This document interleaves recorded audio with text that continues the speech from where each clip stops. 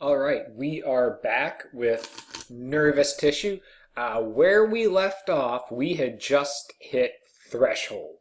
So all of our EPSPs and IPSPs summated in such a way that the membrane potential at the axon hillock hit negative 55 millivolts.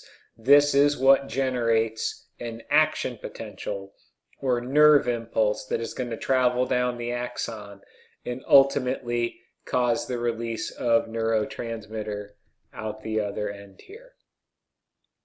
So, this is what it looks like.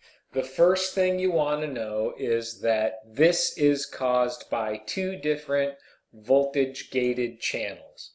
So again, that's why when you hit negative 55 right here, that's what initiates the action potential.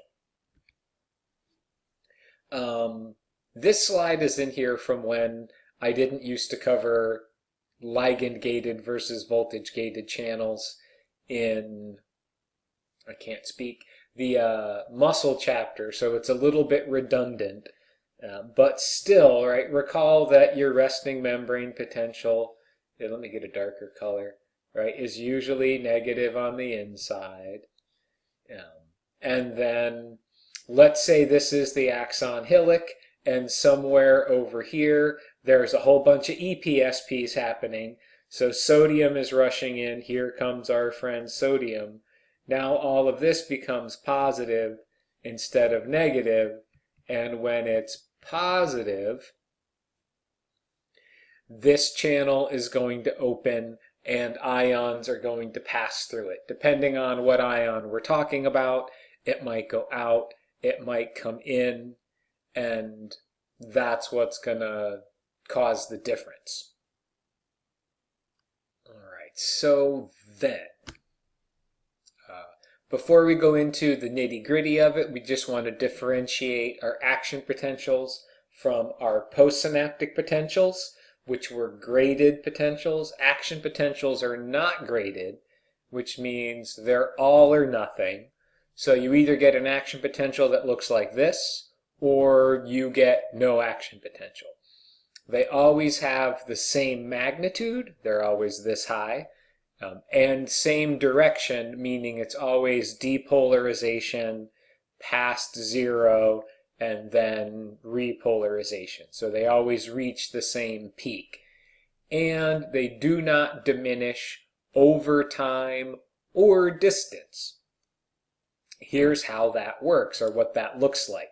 Here's an axon. This axon is very long, right? If this is a motor neuron that operates one of the tiny muscles in your foot to help control your toes, then this axon is longer than your leg, because it runs from your spinal cord all the way down your leg out to your foot, wherever that tiny little foot muscle is.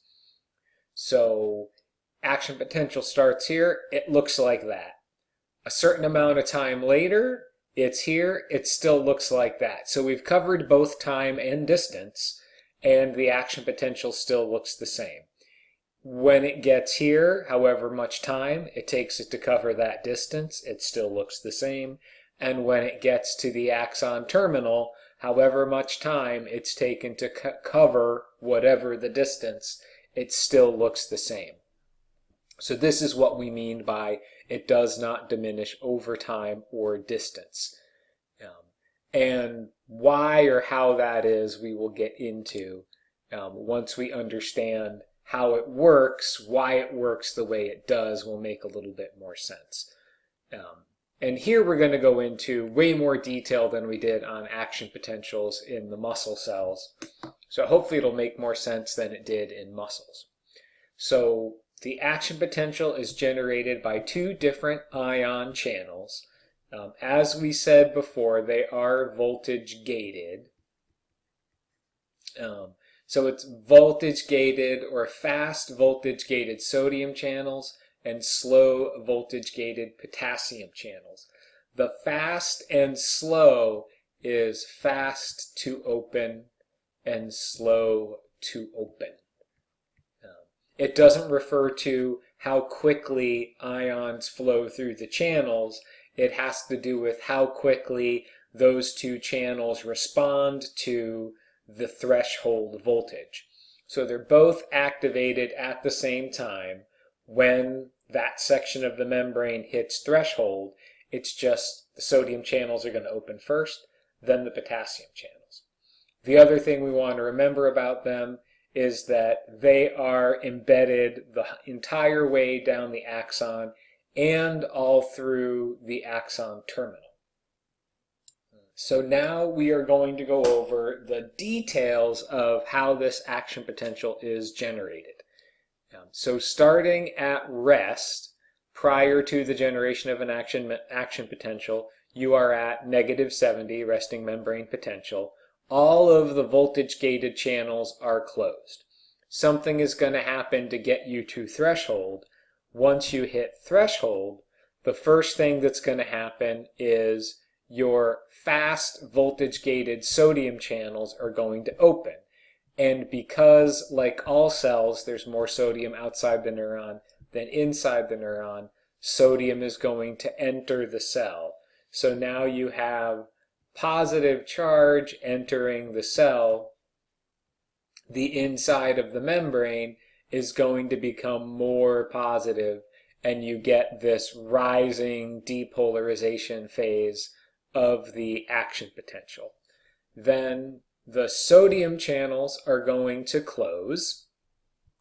Don't worry about this word inactive. It has to do with a part of the sodium channel that we're not going to talk about. So they close. Then the slower to open potassium channels open. Potassium, you may remember, has a higher concentration inside the cell. So potassium is going to flow out of the cell. So you're going to get a little bit more positive on the outside, and then those anions are going to try and follow the potassium out, and they're going to get stuck there. So you're going to start to get negative charge building up on the outside of the membrane, inside of the membrane, positive charge building up on the outside of the membrane, and you get repolarization. Then what happens is these potassium channels stay open longer than the time it takes to reach your resting membrane potential. And now, because you have these channels open, in addition to the leak channels, even more sodium is leaking out. So the membrane becomes more negative than it normally would. This is called hyperpolarization. So those are the three phases. The way you want to think about studying this for the exam is sort of how I have it laid out here. At each time period, like 1, 2, this is the awful color for this because it looks like the graph, 3, 4, I will ask you what is going on at time period 1, 2, 3, or 4. So what you want to know is which channels are open, which channels are closed. If a channel is open, which ion is passing through it in what direction, and what is happening to the membrane, right? So here, hyperpolarization, actually, sorry, 4 should be here. There's 4. You would say potassium channels are open, potassium is leaving, membrane is hyperpolarized. For 2, you would say sodium channels are open, sodium is entering, the membrane is becoming depolarized. So I basically told you exactly what I want you to know is happening at each phase. All channels are closed, resting membrane potential, sodium channels open, sodium enters, membrane depolarizes, potassium channels open, potassium leaves, membrane repolarizes. Oh, that should be written there. Membrane. I'll fix that later, not in the middle of a recording. So membrane repolarizes. There we go. I'll move that, so I'll fix it. And then again, time period 4. Potassium channels still open, potassium still leaving, membrane becomes hyperpolarized. And don't worry about this closed but responsive part. I should really just delete that. It's a part of the sodium channel function that I don't go over anymore because it gets too confusing. So this is how it's generated. Then we have to talk about how it's propagated. And here, whoops, you have this one first. I decided I like this one first better. So if we zoom in on any one section of the membrane, assume that the hillock is here and the axon terminal is down there, right? So your membrane action potential is going to be traveling in that direction. And then imagine that all of this green things are just the sodium channels, because they're all we really care about at the moment. And let's say sodium is red. So this channel here opens, sodium runs in through this channel. It's not going to stay right here, right? It's going to diffuse over here a little bit. So if this is another voltage-gated sodium channel, this channel's going to open, sodium's going to rush in and make it over here, and then this channel's going to open and sodium's going to come in and set off this channel, which will let more sodium come in and keep diffusing. So each channel activates the next channel, letting sodium come in and then depolarizing the subsequent section of the membrane, activating the next channel.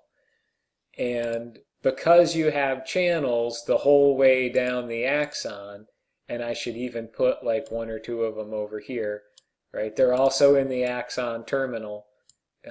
That action potential travels the whole way down the axon and all the way around the axon terminal, right? Completely undiminished. That's a little bit of an exaggeration, but that same action potential travels the whole way down the axon and all the way across the axon terminal, depolarizing and then repolarizing the entire axon and axon terminal. So that's how it's propagated. And it doesn't even matter if one of these neurons splits. So you might get a neuron that looks like this. This is supposed to be another axon terminal, and here another axon terminal. You've still got the voltage-gated channels down all of these side branches or other branches off of the axon, which means that they're going to get the action potential too. So same here, same there. This is going to depolarize, that's going to polarize. So once the action potential starts at the axon hillock, it's going to travel all the way down the axon through all of the collateral or sort of split off axons and depolarize all of the axon terminals attached to that original axon. Where's a neuron, right? So right down here through all of these splits, each one of these branches is going to experience the same action potential and cause the release of neurotransmitter from each one of these axon terminals or synaptic end bulbs. Okay. Whew, deep breath. A lot of new concepts. Now we are on to neurotransmitter release. Oh, I see. I think, I know what I did here. Sorry, sometimes I make these slides and I forget what I'm supposed to say for each slide. For now, we just want to know that this is the axon terminal, and we want to remember that the neurotransmitter is stored in these vesicles. Excuse me. And then on the other side of our synaptic cleft is our postsynaptic neuron with its neurotransmitter receptors. But right now we're worried about what's going to go on in this axon terminal right here. So, as we said before, right? Action potentials travel the whole way down the axon and all the way around the axon terminal. So this whole thing is going to experience the action potential. This is going to cause, these suckers here are supposed to be your voltage-gated calcium channels. And I did say earlier that you have higher levels of calcium outside the cell. So when you open a voltage-gated calcium channel, calcium is going to rush in, and it's going to make its way over here. And calcium is what is going to trigger the fusion of these vesicles with the cell membrane to finish the final step of, what's the word I'm looking for, exocytosis. Right, so this is very similar to the role calcium is playing with the cross-bridge cycle.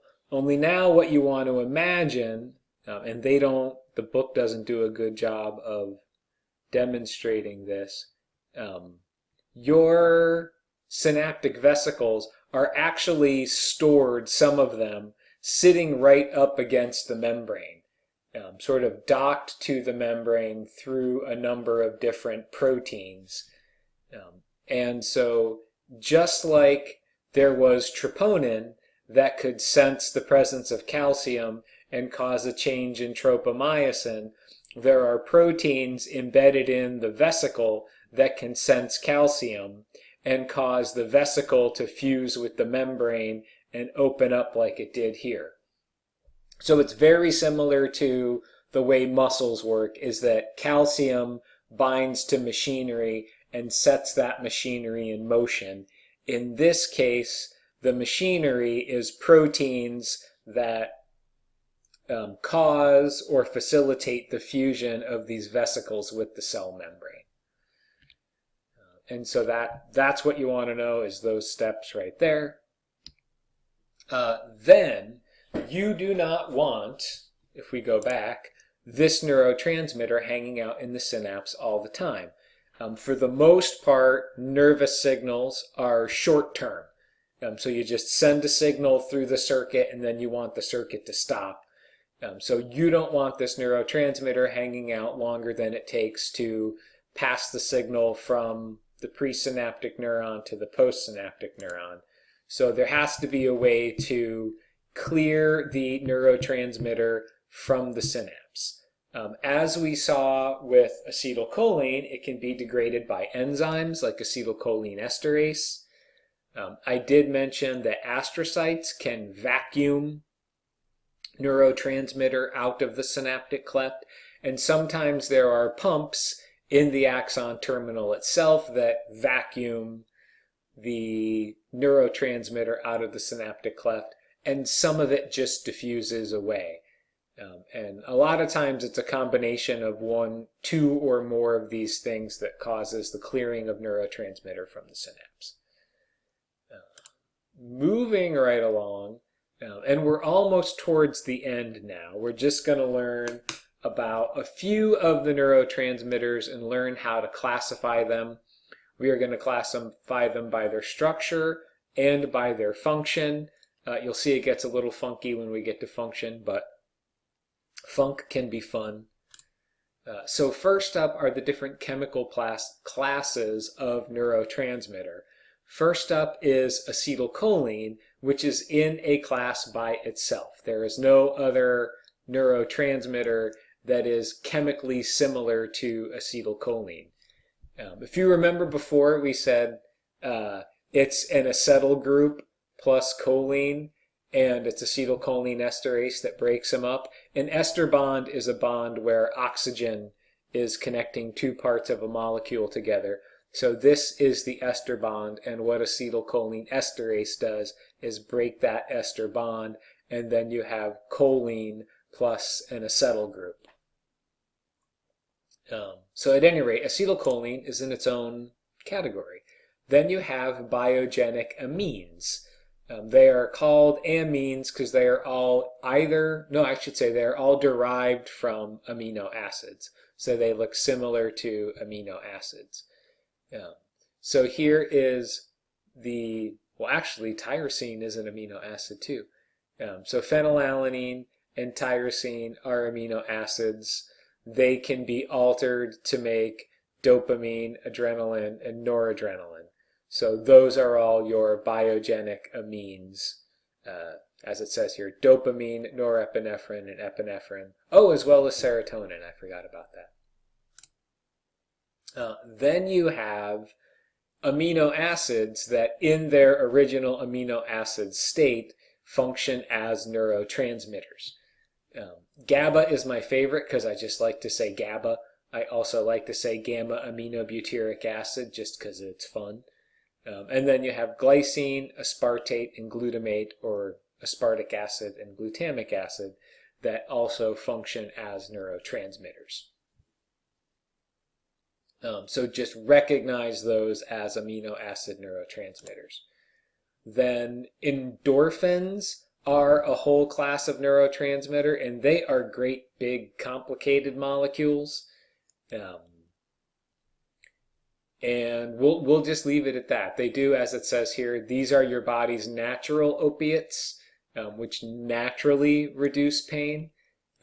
But if you take synthetic opiates, that's like oxycodone and other pain relievers, and obviously opium, reduces pain, and if you take it in unwise amounts, produces a sense of euphoria. You can get a little bit of euphoria by doing some cardio and getting your endorphins going. Then you also want to know that nitric oxide can be a neurotransmitter, and it's involved in learning and memory. We won't really go over how it works, but it is an interesting class of neurotransmitter.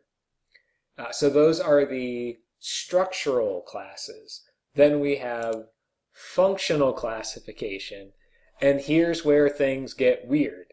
A neurotransmitter can be excitatory, a neurotransmitter can be inhibitory, or it can be both. And the reason why it can be both is that the effect of the neurotransmitter is determined by the receptor type on the postsynaptic neuron. Right, so let me just delete that. Let's just imagine that I'm going to draw, this is going to be a cell in a second, and I'm going to put two different receptors in it. We'll have a green receptor, I know I'm getting fancy here, and a yellow receptor. Whoops, I did it wrong. That's okay. So let's imagine you have two receptors, and both receptors have the same little binding spot on them. And nature does this. This happens in nature because bits of DNA can be swapped between genes throughout development and evolution. You have proteins that evolutionarily look like combinations of different genes that previously existed. So you just want to envision that the same binding site, the same ligand binding site, has found its way onto two different channels. This one happens to be a sodium channel, and this one happens to be a potassium channel. But they both respond to the same neurotransmitter. So let's just say which is one of the ones that we said was both. Let's say it's acetylcholine. There's our friend acetylcholine. So acetylcholine can bind here. If it binds to this receptor, sodium is going to rush in, and you're going to get depolarization. But this receptor can also bind acetylcholine, and when acetylcholine binds to this receptor, it's a potassium channel, and potassium is going to leave, and now the inside of the membrane becomes more negative. So there's nothing inherent about the structure of a neurotransmitter that causes it to depolarize or hyperpolarize the membrane. It all has to do with what type of receptor is waiting there in the membrane to detect it. So this is why neurotransmitters can have more than one effect in different tissues, because different tissues are going to express different receptors. And we're going to see this when we get to the autonomic nervous system especially, where your acetylcholine from your parasympathetic nervous system can slow down or inhibit contractions in your heart. I'm losing my mind. Can slow down your heart rate but speed up digestion. So it's the same neurotransmitter is inhibiting heart muscle but stimulating gastrointestinal smooth muscle, and it's because those two different tissues have two different receptors. So GABA and glycine, we are going to say inhibitory, glutamate excitatory, and then dopamine, acetylcholine, epinephrine, norepinephrine are all mixed. And here's, acetylcholine, excitatory at the neuromuscular junction, because we just did that with muscles, but it inhibits cardiac muscle. Why didn't I think of the skeletal muscle example? That is it. That's the end of the chapter. I hope it wasn't too bad. Thanks for listening this long.